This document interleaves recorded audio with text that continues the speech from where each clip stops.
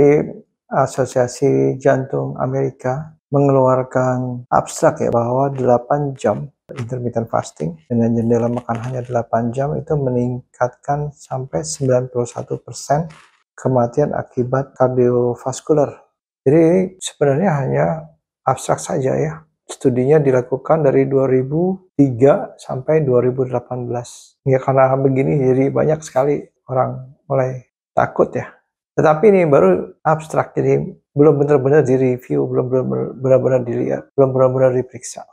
Jadi kalau kita mengalami hipertensi, walaupun kita nggak makan atau makan 3 kali sehari ya, kita risiko untuk mendapatkan cardiovascular disease atau penyakit jantung. Walaupun kita tidak puasa tapi obesitas, perutnya, tingkal pinggang di atas 100 ya, kemudian trigliserid kita tinggi, nah kita juga risiko mendapatkan cardiovascular disease atau penyakit jantung pembuluh darah tadi.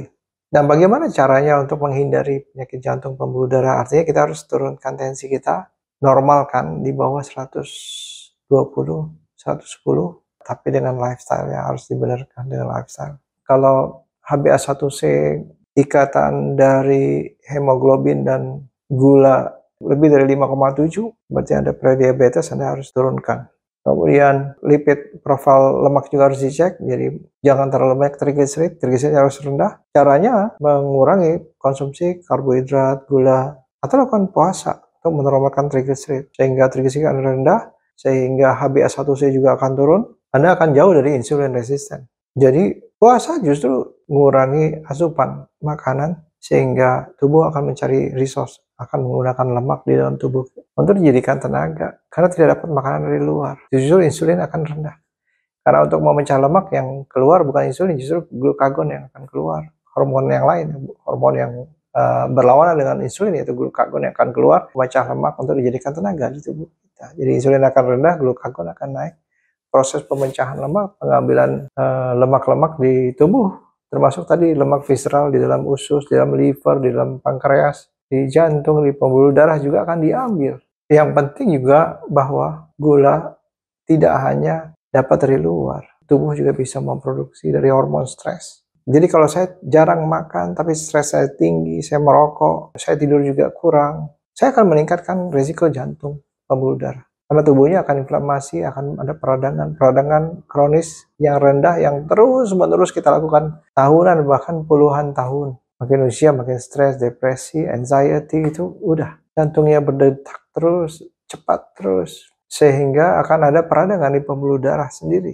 Sehingga kolesterol akan datang ke sana untuk memperbaiki peradangan dari pembuluh darah, sehingga pembuluh darah akan menyempit. Nah itu juga harus dipertimbangkan dari sebuah jurnal ya. Jadi tidak hanya melihat jamnya, tetapi ini kondisinya ini seperti apa sebelumnya. Karena puasa bukan satu-satunya cara untuk membuat kita sehat. Itu salah satu jalan untuk membuat kita sehat.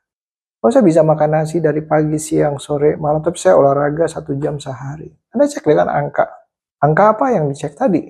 Trigliserid dicek, disesuaikan. Benar nggak sih apa yang kita lakukan ini? Dan Anda boleh sekali-sekali cek insulin. Jadi bisa aja cek gula darah HbA1c bagus, tapi insulinnya tinggi di dalam tubuh, di dalam darah kita. Karena insulinnya diproduksi terus oleh pankreas. Mengeluarkan insulin, gulanya segini, insulin segini, gulanya segini, insulin segini, diturunkan lagi.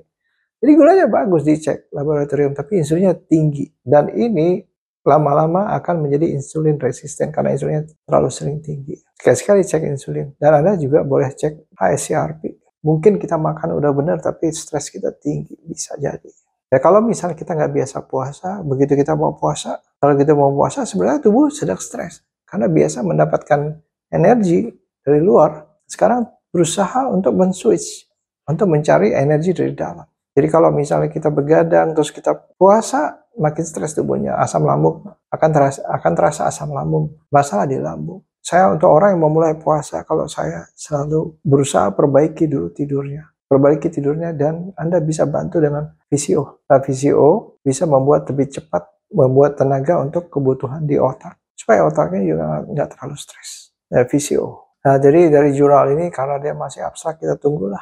Benar nggak pernyataan dari abstrak judul dari jurnal ini? Belum ada datanya, belum bisa direview. Cuma kadang-kadang jurnal ini ya hati-hati ya, orang kadang-kadang pakai jurnal untuk membenarkan salah satu ya. kita mesti cek laboratorium, tensi.